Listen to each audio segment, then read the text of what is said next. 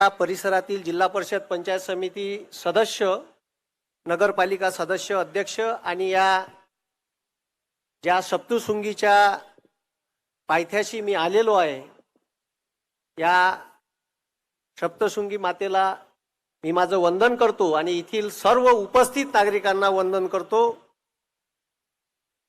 मी येत असताना पहिले विचारून घेतलं का हा भाग आदिवासी बहुल आहे का, तर हा भाग खरंच आदिवासी बहुल आहे। आणि आता साक्षराताईंनी सांगितलं का ज्या नावानं या भारताच्या एका स्त्रीला सन्मान दिला आणि आदिवासी राष्ट्रपती म्हणून नियुक्त केल्या, पण खरंच नावासाठी केल्या का खरंच त्यांना न्याय दिला, हे दाढीवाल्याला विचारा लागन आपल्याला।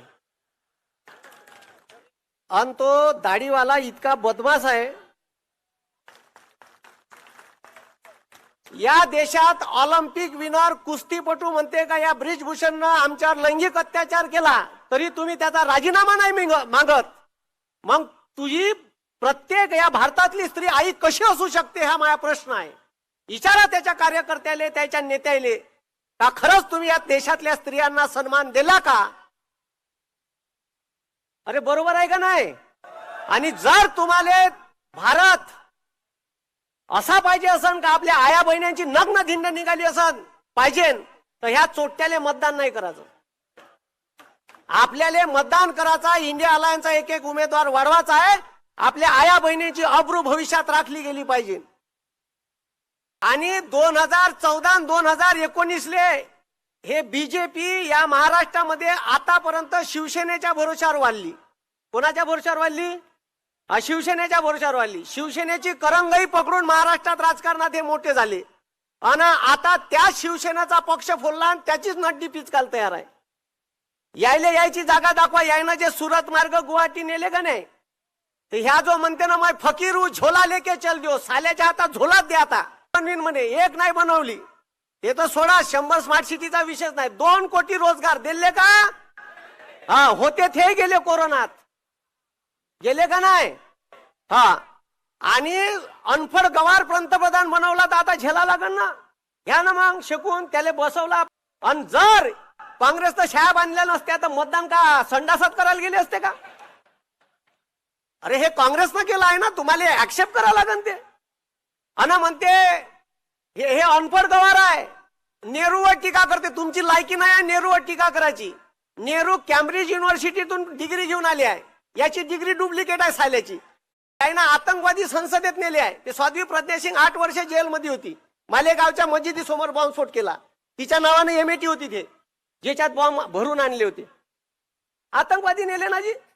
तुम्हीच पहा का मतदान करायचं कोणाले। म्हणून या देशात, या देशाची लोकशाही वाचली पाहिजे। ठीक आहे, असा पंतप्रधान निवडून दिला आपण का तो आपलं पोरग अग्निवीर नावाची भरती आणली का नाही? हे आता हे 75,000ची भरती काढली महाराष्ट्र शासनानं।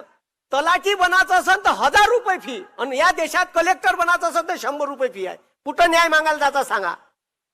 तुमचा पोरगा शहीद झाला तर गावात तिरंग्यात लिपटून येत होता, त्याला मानवंदना देण्यात होती। सब ढोबर बंद केलं मोदीनं। आणि मोदी काय म्हणते 19व्या वर्षी तुमचं पोरग लागन, 23व्या वर्षी रिटायर्ड होईल। 23व्या वर्षी रिटायर करणारा आहे, लग्नाच्या वयात रिटायर करणारा एकमेव पंतप्रधान भेटला दाढीवाला। द्या ना त्याला, मग घ्या ना शकून। त्याला 430चं सिलेंडर महाग वाटत होतं, चोट्यानं 1130 केलं। इलेक्शनचं वर्ष आहे तर 200 कमी केले। वरून म्हणते कमी, अबे पण 9 वर्ष वकरले झाल्या, कुठं कुठं टॅक्स नाही लावला जी। अन्नधान्यावर 5% टॅक्स लावून टाकला 30 किलोच्या कट्ट्यावर। तुम्ही जे गहू तांदूळ आणता 30-30 किलोचे कट्टे, तुरीच्या दाईचा कट्टा, त्याच्यावर 5% जीएसटी लावला। एज्युकेशनवर 18% जीएसटी लावला। इतकं बदमाश आहे, सर्वसामान्य लोकायले लुटून खाऊन राहिला। ह्या म्हणते ठीक आहे। आता राहुल गांधीवर टीका करते। राहुल गांधी फॉरेन वरून डिग्री घेऊन आले। आणि काँग्रेस पाशी कितीतरी नेते आहे शिकणारे आणि शिकलेले। शशी थरूर आहे, शशी थरूर कॅम्ब्रिज युनिव्हर्सिटीत लेक्चर द्यायला जाते। आणि हे अनफड गवार हे लोकायले ज्ञान सांगून राहिले। आपल्या भारताचा पंतप्रधान स्वतः म्हणते मी शिकलो नाही, आणि तो 12वीच्या सीबीएसईच्या पोट्याले परीक्षा पे चर्चा नावाचा कार्यक्रम घेते दिल्लीत। आणि दिल्लीत त्या पोट्याले सांगते का परीक्षेत जर कठीण प्रश्न आला तर पहिले सोडवा। अरे म्हणलं देवा, आता तुम्ही कोणता मास्तर म्हणान का कठीण पहिले सोडवा? पहिले का सांगा मास्तर सोपा सोडवा, या बयाडानं परीक्षाच नाही दिली, याले का माहित का पहिले सोपी सोडवायचे का नाही का? आणि तुम्हाला सांगतो आमच्या इकडे इलेक्शन झालं, मोदीच्या सभेले लोक झाले तयार नव्हते, एवढा आक्रोश आहे लोकांचा, एवढा रोष आहे, 500 रुपये द्यायला तयार नव्हते, हजार दिले.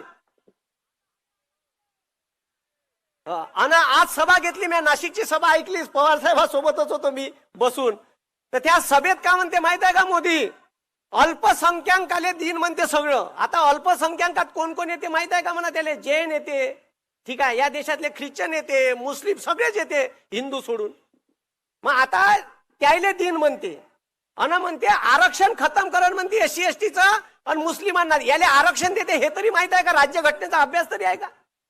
आरक्षण कसं दिल्या जाते, ज्यानं मागितलं नाही त्याला 10% दिलं, आणि इथं मराठा बांधव आरक्षण मागून राहिले, त्याला आरक्षण नाही देऊन राहिले. आरक्षण हे जातीवर धर्मावर भारतात देताच येत नाही, संविधानाच्या चौकटीतच बसत नाही. मग ते समजलं तर पाहिजे कसं दिल्या जाते.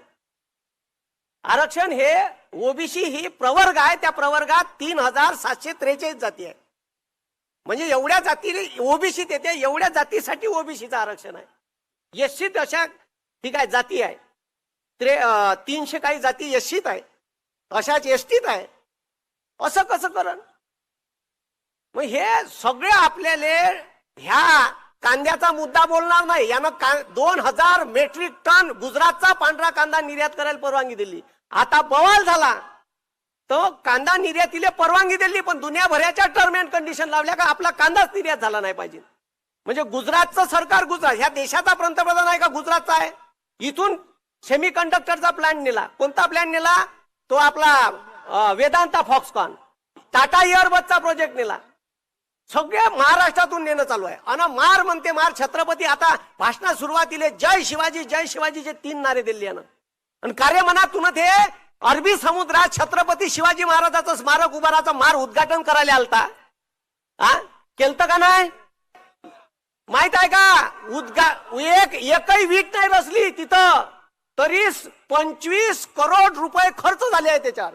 त्याचा हिशोब द्या बीजेपीनं.